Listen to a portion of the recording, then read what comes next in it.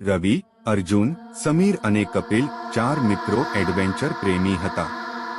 એક રાત તેમણે ગામ બહારના જૂના શાપિત ઘરમાં એક રાત પસાર કરવાનો નિર્ણય લીધો. એ ઘર વિશે કહેવાતું કે જે અહીં રહ્યો છે તે કોઈક ન કોઈ ભયાનક ઘટનાનો શિકાર થયો છે. રાત્રિના 11:30 વાગ્યે ચારેય મિત્રો ટોર્ચ અને કેન્ડલ લઈને ઘરના પ્રવેશદ્વાર સુધી પહોંચ્યા.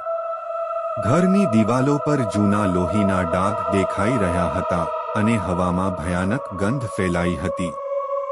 દરવાજો ધીમે ધીમે ખુલ્યો અને એક ઠંડક જેવી લહેર તેમની ચામડીમાં સૂઈની જેમ ઉતરી ગઈ. જેમ જ તેઓ અંદર પ્રવેશ્યા, દરવાજો ધડાકા સાથે બંધ થઈ ગયો.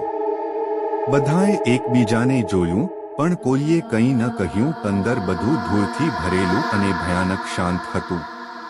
અચાનક એક ખંડમાં લેમ્પ હલતો દેખાયો.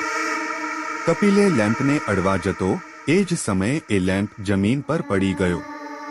કોઈએ હાથ લગાવ્યો ન હતો, તો પછી એ કેવી રીતે પડ્યો? હવે પાછા ચાલીશું? સમીરે ડરાવતું પૂછ્યું. કેમ? બસ શરૂઆત છે, અર્જુને મજાક કરી.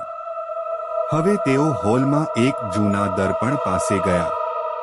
દર્પણમાં તેઓએ પોતાને જોઈ રહ્યા હતા, પણ રવિની પાછળ કોઈ કાળી હાયાવાળી આકૃતિ ઊભી હતી. તે જોતા જોતા અદૃશ્ય થઈ ગઈ. અચાનક એક મહિલા રડવાનો અવાજ આવવા લાગ્યો. અવાજ ઉપલા માળેથી આવી રહ્યો હતો.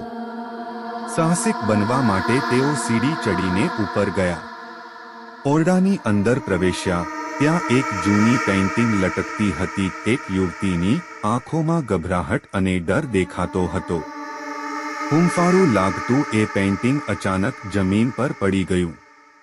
ત્યાં પાછળ લખેલું હતું, મને બચાવો, હું હજુ અહીં છું.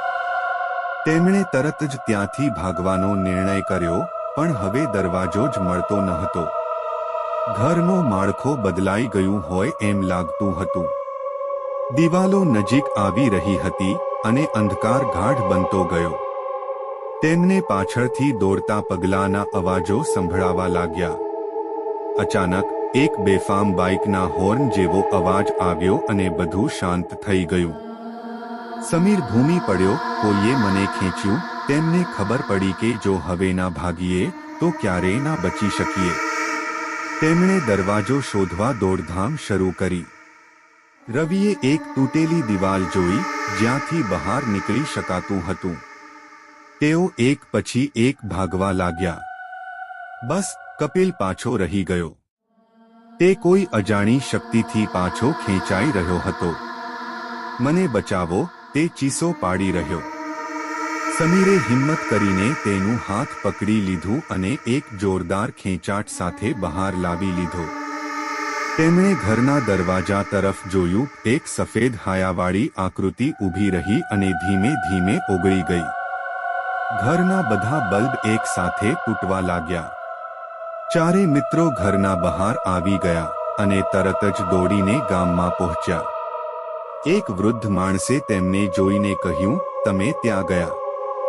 એ ઘરમાંથી કોઈ પણ જીવિત પાછા નથી આવ્યું. પણ તમે કેવી રીતે બચ્યા?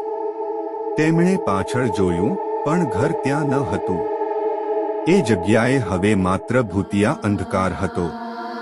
મિત્રો, કહાની સારી લાગી હોય તો અમારા વિડીયોને લાઇક, શેર અને ચેનલને સબસ્ક્રાઇબ જરૂરથી કરજો.